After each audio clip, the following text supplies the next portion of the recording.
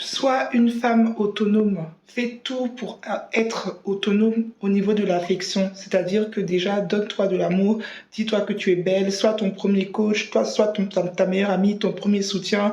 Fais tout pour être autonome déjà financièrement. Même si tu as des enfants, tu peux pas travailler. Trouve une activité. Fais tout pour avoir une certaine autonomie.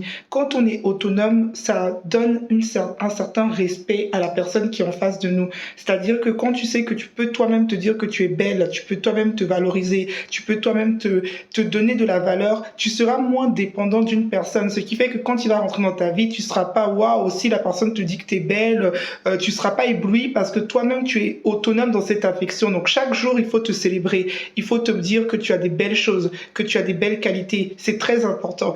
Et surtout, sois autonome financièrement, c'est-à-dire que quand tu peux te payer toi-même des choses, quand tu peux t'offrir un restaurant, t'offrir des bouquets de fleurs, tu peux aller dans un hôtel, te payer des choses, ça fait que tu as un certain contrôle sur ta vie. Donc avoir un travail, ça participe à ton épanouissement. Avoir une activité permet de ne pas être focus que dans l'amour, de pouvoir créer, de pouvoir être dans un épanouissement. Donc vraiment, trouve un travail qui te correspond et sois autonome et surtout affectivement. Dis-toi que tu es belle, dis-toi que tu es magnifique, dis-toi que tu as des qualités, dis-toi que tu es la meilleure. En fait, sois toujours dans cette valorisation de ta personne. Bonne